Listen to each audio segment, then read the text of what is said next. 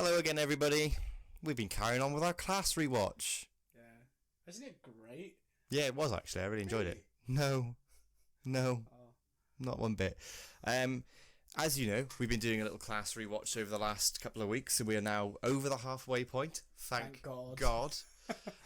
But today we looked at episode 5, which we'll start off with first, which is called Bravish Heart. Ish. That's what it's called. Yeah. But yeah. So we'll start off with the last episode finished, essentially. It was, it's a two-parter. We have April and Ram have entered the realm of the Shadowkin, while everyone else has stood around gawking. April and Ram are making me cringe so hard I nearly passed fluid through my ears in the way that my brain nearly dribbled out of it. Yeah, it was painful, to be honest. Poor Tanya is there left to explain what's happened to the parents of April. And April's dad responds, rather than being actually concerned, he just goes, "So this is a mushroom flashback, because ha ha ha ha ha ha ha." It's funny. Yeah, but while we have all this going on, there's also this sort of subplot with these petal things, that we talked about before, that are munching on flesh basically and multiplying at quite a rapid rate. And Quill and Dorothy, the new head teacher, need to figure out a way to stop it, and that is through convincing Charlie to use the Cabinet of Souls to wipe them out.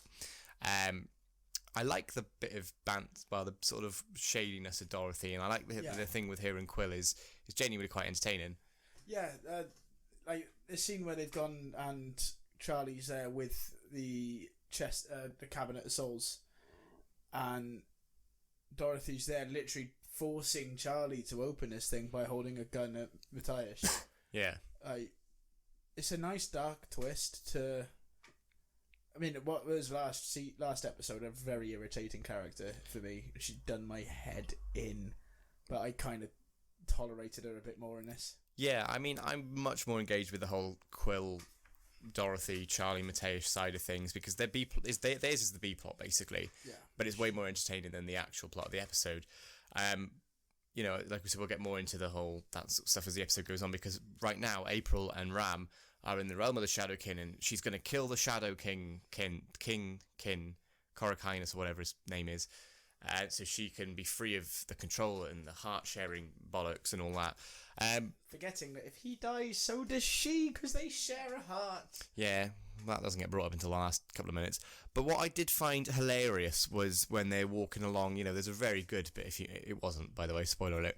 They're walking along horrendous. the rocks, and April's saying, "I don't know if we can get back. We can't get back." And Ram, being the philosophical geezer that he is like, "But you helped me back when I thought all of my stuff was lost." And she's there like, "No, I meant literally, I don't know how to get back to Earth." And it's just like, we're doing this again. Get back. Cute. Yeah, we're supposed to be doing this whole thing again, aren't we? And it's like... just give us a bit of... this. So I know I wrote this in my notes for the next episode, but I'm going to bring it up now. I take back anything I said in the last episode about Ram being one of the better acted characters. He is atrociously bad. Yeah. The majority of them are, to be fair. It's only really Charlie and Matthias. Yeah. The rest of them are really cheesy and so wooden and so one note. And the guest cat, like April's mum, I find, all right, but she's a bit annoying. Her dad is so over the top with his delivery. Yeah, there's no need for that. And I realised I recognised him from somewhere. He was in the most recent Batman film. And he was in Chernobyl. I don't think I saw that. Oh, great series. I know, I need to watch. It's been on my list for a while, to be fair. But he was the in the new Rob Pattinson Batman. He's the not Commissioner Gordon. He's the second in command chief when he has the big fight scene. Yeah. He's that guy. We're just speaking the same with a very good American accent, but delivering his lines a hell of a lot better than he did in this. Because half the time he's just flapping his arms and shouting, and I know that's you're going to be a bit confused, flashback. But yeah, mushroom flashback. Yeah, it's things like that I really just get on my nerves a little bit, to be honest. But do you have anything else to add before we get to the most egregious thing I've seen in the Doctor Who universe, and I've watched Dimensions in Time? No, because I was literally about to start going on to that myself. Okay, well, I'm going to let you start. I'm going to play the clip of the actual line of dialogue, because I don't even want either of us to even say it. Yeah, I mean, the writer should have thought better for this bit, because it was absolutely atrocious that this... Bear in mind, 2016, not so far removed from now. No, it's not. It's not. Like, it is censorship, but it's not. It's to an extent. it's being aware and respectful of other people and beliefs and whatever. And that's not something it's something that's just become a bit more flagrant now than it was, but it was still there. And how this got past the censors, I will never know. Yeah, so for context, because I don't want to play too much because of the copyright, but there's no way I'm letting either of us even repeat this line. But for context, they got on talking about religion, like April and Ram now, and April makes a comment about, oh, that's just religion for you, and Ram says, no, not mine, and she replies by saying, says the Sikh boy with the short hair.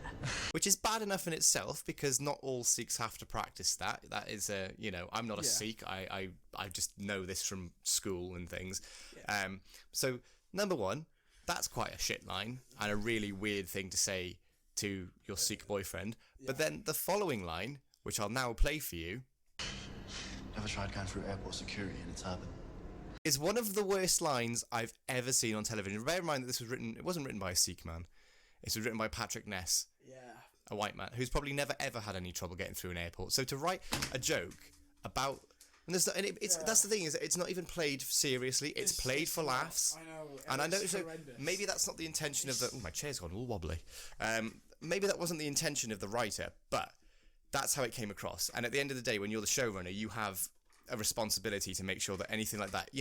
They could have been a story in that, where maybe that's the reason Ram doesn't practice it, because he was really shaken by an incident like that. But instead it's just played for jokes, going, ha ha ha, imagine walking through an airport looking like me with a turban. It's just one of the worst things I've ever... And I don't usually get, I've seen shit telly, right? I have quite a fondness for certain parts of shit telly, and I've seen shit Doctor Who. There have only been a few times in Doctor Who where I've been genuinely annoyed / upset by a line, and this is one of them. Yeah. And I don't know how I didn't. I think I must have blanked this from my memory, because I've seen Class before and I would have remembered this, and I think that's why it's annoyed me so much, because I blanked out, because it genuinely took me by surprise. But I just really think it's such a horrible line when you play it. That would be weirdly out of place in a more adult drama, but this is, you can see they're trying to do that whole adult thing, we got a bit of dark humour, and it is played for laughs. It's not outright ha ha ha ha, but it's not played for serious. Yeah, it's meant to make you go, oh, did he really just say that? Yeah, the amount of we had to rewatch it with the subtitles just to make sure that we weren't mistaken. Because the audio quality in Class for some reason is poor. I've got a decent soundbar downstairs. Oh, no, it's brilliant. Even messing around with the settings and everything, you still can't make out what they're saying, because the mix itself is just terrible. But that's the least of the problems with this. I never did. That was the point where I genuinely thought about maybe just sacking off Class, to be honest, and just saying sorry, we're not doing it anymore. Yeah. Because it really just was this is just it's pushing the diabolical. Way too far. But we're persevering, because I don't know. There's only one more week of this. That's fine. Thank God for that. But yeah, I think if I'd have been watching it, and I'd got to that, I think that would be the point. I did tap out for a bit. Yeah, I went and made a cup of tea. So my notes for the rest of the episode are a bit bare, because I wasn't really watching, because I was just a bit annoyed. I will say one thing is that I thought the egregious rip-off of Spike's chip from Buffy with the thing in Quill's head was such an obvious rip-off. Yeah. She smacks Charlie at one point and they both go, ow, at the same time, which was a joke that was done in Buffy and Angel quite a bit. Yeah. Buffy's coming back, though. Oh, I know. On the Audible series, a little official. Might be worth a listen, to be fair. Oh, definitely. I think I've already. Yeah. I'm not gonna lie. I've already pre-ordered it. No, that's fair. Moving on though from that god awful moment, we go back to see Mateusz and Charlie dealing with everything. Mateusz has just sparked out Dorothy with a ball with another great line delivery. Oh yeah, he just twats her with the trophy or something, doesn't he? He says, never underestimate a man with a ball. Or a guy with a ball or something. That was not the line at all. Oh, shut up. No, that really wasn't the line. What was it? He says never underestimate, and he said never under... That wasn't the line either. Yeah, that just goes to show you how bad the sound mix is on this, because the line was never underestimate an angry pole. Oh, right. Okay. It's nothing to do with having a ball. He didn't even have a ball. He had a trophy thing. Yeah, same thing. Which is, again, a slightly questionable line, but I'm not going to keep going on about this. It's better than the rest. Yeah. That scene, you see Mateus's conflict with, oh my god, my boyfriend's going to commit genocide. Well, which is also something. So Mateus, no, not Mateus. Charlie doesn't want to use the Cabinet of Souls to kill the Shadowkin or these lethal petal B-pot thing. Yeah. But when the opportunity arises to kill two birds with one cabinet, he jumps in it. Yeah, he does get a bit more. I think it's because he's got this big thing about if he uses it, then the souls of his people will no longer resist, and he will be truly alone, and he'll lose himself in doing so because of the amount of death and destruction. He'll become just as bad as them, and it's a really engaging. I genuinely could have just watched Class if it was just Charlie, Mateus, and Quill. Yeah. I think that'd have been so much better. None of this Shadowkin bollocks. None of these bloody coaches with big tattoos and shit CGI dragons. Yeah. None of that. I would have just rather had this. But yeah, I think, they all make... And the thing is that they all make good points. Charlie doesn't want to lose himself. Mateus doesn't want him to do it and lose himself and lose Charlie in the process. Dorothy doesn't want the Earth to succumb to, these petals, because they've obviously got some sort of plan for Earth, which does kind of get hinted at in the finale, and is never expanded on further, but I'm not complaining because I don't want to watch any more Class than I need to. And, Quill is like, well, let's kill these little bastards that killed us, Yeah, let's get revenge for all our people. So there's all you could see where they're all coming from. And it eventually then they end up using they don't use the cabinet in the end, but Charlie gets very close because they realise that after April has a really awful sword fight with the Shadowkin, she becomes the new king of the Shadowkin. So she commands the Shadows to take out the which is, I actually thought was, alright, it's a bit of a Deus Ex Machina, but it's probably the cleverest resolution they've had so far. Yeah, and then they're destroying the pathway back. Like, the whole sequence is actually kind of decent. Yeah, it's quite good. I don't know what made me to write this, but in my notes here, I don't know what scene this relates to or what line of dialogue. It just says, I fucking hate this show. That might be where the crack in space and time, the bunghole of time, opened up, and April's dad and Ram's dad jumped through it. I don't think it was that. I don't know. I didn't mind that too much, but it was just it was a bit corny. Yeah, April's dad just running around like, weird people, let's get away from here. Yeah. It was all a bit strange.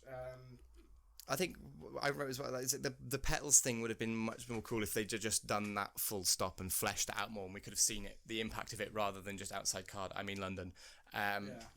See it, it's taken over the whole world, but we don't.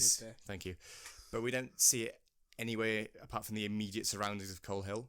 It could have even done like the old RTD style of news reports and stuff of these petals attacking people and stuff. It would have been, and if they'd have just done that as a two-parter, it could have been alright. But I think the idea of having these two plot strands as a two-parter rather than just having one in one episode and one in the other is really weird. Class's structure is just so bizarre, and there are bits of it that do work, but I don't know. I did like as well, we talk about Mateus when after he's given Dorothy a blow with a trophy, stop it, he picks up the gun and throws it out the window going, I don't like guns, in the same way that Charlie doesn't like knives, which is quite a funny little callback. The rest of it, I don't really think I wrote anything apart from that. I did actually, and this is going to be the rare moments where I actually compliment April, where I did actually think that the scene where she says goodbye to her dad and is like, it's not completely antagonistic, which she could have well have been, judging from the way she's been characterised the rest of the last two-parter, but she calms down and is basically just like, look, you messed up, I need you to go and wait until I'm ready to contact you. And he says, well, that could be never, and she goes, it could be. But, I think that was actually really effective, and I think that was the best part of the whole two-parter for me, was that little scene. Yeah, it's a nice little scene, it's rebuilding that relationship a bit. Yeah. You do get a speech from April's dad when she's debating killing the Shadowkin, the king of the Shadowkin. Yeah, that was just... But I mean, it was a cheesy speech of, don't do it, I did it, learn from my mistakes. Yeah. But then it has set up this ending, and this ending was genuinely a nice way to end the episode. Yeah, I mean, I think I would have taken anything at this point just to have it end. True. This was one of the worst episodes of TV I've seen. It's alright, it gets worse. Yeah, I mean, I don't know. Anyway, episode 6, Detained. Yeah. I actually really like this one. It's a great concept. No, I genuinely really did like this. I'm joking. I didn't. Yeah, I remember that you did not have a face of someone who was enjoying this. No, I mean, I actually had a beer when we were watching this because I needed something just to Yeah, I wish I had pull some me out of whiskey this. with me, to be honest. bottle episode. Yeah. Weird thing to do, 6 episodes into a series, but okay. What do I know? I mean, budget issues probably. Cheap one set. All you need to do, just keep a room in a dark space. Yeah, but if you're struggling with budget in your first series and you haven't allocated that, then that's, they're probably not mine. What did you think of episode 6, Tom? I wanted to bang my head against a wall until my ears started to bleed. Join us next time for Time's Yes. Well, take us through the plot, because there isn't much of one. Yeah, it sort of makes sense a little bit. No, it don't. So, the plot of this basically, asteroid / meteor, depending on whether it was in Earth's Meteorite. atmosphere or not. Don't. Just saying. Basically, it is an asteroid because it never enters Earth's orbit. It goes through the bunghole of time, breaks apart, and a fragment of this meteor or asteroid gets through, and it's part of a prison, which keeps the souls of the prisoners, I believe, or the confessions or something. I don't know. I think it's a prison where there's a consciousness inside that's fueled by confessions and guilt and stuff that starts affecting our gang of intrepid heroes. Yeah, making them angry. Yeah, makes it's they could have just called this one teen angst, because it's the way they're at the most stereotypical teen angsty, and everyone's bitching at each other because of the rock, but it's a good chance to get their feelings about things out in the open and create a bit of drama. Except the only thing is, I don't care about the characters enough to care about the drama.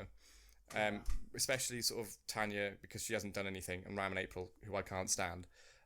They just start getting snipey all the time with each other, and it's just like little stupid lines here and there. But it's a nice little concept that when you It's a cool concept, I think. Have to confess. Yeah. But then in return you get information back. So their confessions are helping to explain what's going on in the episode. Yeah, and I think the direction is really interesting, and I don't know if I hate it or love it.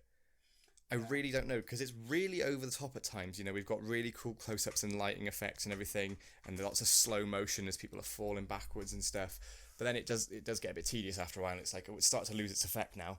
I think the first bit where the meteorite crashes through, because Quill's locked them all in detention because she's off to go do the shopping or something. And the meteorite smashes through, and that bit looked really cool. I will say one thing, that this is a genuine compliment. Jordan Renzo absolutely nailed it in that scene, because basically each character takes it in turn of picking up this rock, and it's forcing them to remember things and confess things. When Jordan Mateusz picks up the rock and is basically admitting that although he loves Charlie to bits, he's absolutely terrified of him. And I think that the way he performs in that scene was absolutely, and I'm not even taking the mickey here, genuinely really good. Yeah. He's by far the strong. He's the one that's like, he's the tacked on member of the cast. He's not in the credits or anything, but he's the strongest out of all of them. Yeah. The way him and Charlie interact as well. Everyone's snapping at each other. They're getting aggressive. April and Ram are basically breaking up, and I couldn't give a crap. But they've only been together 2 minutes anyway, so who cares? Mateusz and Charlie, though, I mean, while there's that bit of dealing with the confessions and Charlie's claustrophobic and really struggling with the situation, which I think was quite a cool idea, because we learn quite easily on that the meteorite isn't affecting Charlie as it is the rest of the human characters. They're all getting angry, whereas Charlie's just panicked because he's claustrophobic. It's not any sort of external, it's just another reason that you can't have. So everyone's basically not on their level heads. Everyone's off. Everyone's completely off kilter. They don't know what they're doing. They don't know how they're going to get out of this. But yeah. And Mateusz is the only person Mateusz is calm to is Charlie. Yeah. Like he was snapping at Ram after. Granted, Ram was antagonising and he was just retaliating. Ram, I know it's over egged in this, but I thought genuinely, if I was in there, I'd have probably beat Ram to death. Yeah, well, that's what the thing wanted. Because that's the thing. If he was coming up to me saying all this stuff, getting unnecessarily I'd just like, what a weird fetish, you got an alien boyfriend. Yeah, how many is he packing down there? Like, that's no 5. need. That's 5 Yeah. mentions of genitals on this channel. I forgot we were counting that. So did I until you said it. But Mateusz and Charlie still being the way they are all the time with each other was my favourite scene. Nice. Came from when Charlie was just after he's had his panic attack, and Mateusz explained what a panic attack was to him, and he sits him down and they're talking about their confusion about stuff and how friends, you know, no matter how close they are, do get irritated by each other at times. And, you know, they talk about Mateus's experience of learning to read English and understand English, and how he was reading Lion the Witch in the Wardrobe. And he's talking about how Susan, you know, I'm not big Lion the Witch in the Wardrobe knowledge, but they talk about that. And I love that scene between them both being really confused about what it actually was, because Mateus is like, oh, she didn't get to go to heaven because she wore makeup or something, and Charlie's like, what kind of book is it? And he's like, I don't know. And I just like that quite fun little confusion of something that's quite... Is that in Canada? Yeah, that pop culture thing of like, obviously Charlie's an alien, so he hasn't got a clue, and Mateus is from Poland, so he's not going to be like clued up on British pop culture yet. That was a really cool scene. That's about everything positive I have to say on it. Yeah, you get a little bit of a offensive spout from Tanya as well. Oh yeah, that was really weird. Yeah, where she's classic white people, I think that was the phrase used. Yeah, because she starts talking to them, sort of saying that, you know, you're all white people, you don't know what it's like and everything. But then she makes it really personal towards April, rather than just saying that, which you can understand. She makes it really personal and not related to anything to do with that, just to have a dig at April. And, you know, April's like, my dad tried to kill me and my mum and himself by driving off a motorway, and she goes, yeah, well, your mum's getting her walking powers back, typical white person, and happy ending. And it's like, I don't think anybody really talks like that. Yeah, there's no need. I think it comes up a lot in this show, but that's not, and I know it's all being... We should have a counter by this point. Yeah, and I know it's all aggravated by the big confession rock thing, but it's just such a weird take to have. Yeah. You know, you could express your frustrations and stuff, absolutely. And sure, as a younger character than the rest of them, and as a black girl, Tanya probably has faced some, you know, prejudice, or, you know, well, yeah, prejudice, and maybe even some harassment, whatever. But to make it reverse, make it sort of like April being like, well, yeah, but your mum's learning to walk again after she was nearly murdered by her husband, and when he took her to... But that's a white people happy ending. It's like, it's nothing to do with race, is it? No, that's just an unfortunate upbringing. This is getting a bit sensitive. Yeah, I mean, you get to see a different side to Charlie though as well when he finally picks up the rock. Yeah, because he's made his confession, and we understand, like, during all this, he's just getting this prisoner to confess and kill him. Basically, the prisoner goes, "Oh, you are my murderer," and Charlie's like, "Yeah, I am," and then poof, dead. And then we get the explanation that wishing in Rhodia is as guilty as committing the act itself, which is again another really cool concept, to be fair. Yeah, and then at the end of the episode, you get this bit of rock shoots up and kind of lassos.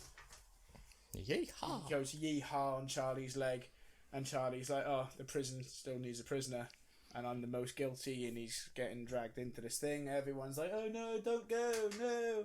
And then Quill just comes in, shoots the thing, and everyone's like, "Oh Christ, how are you allowed a gun again?"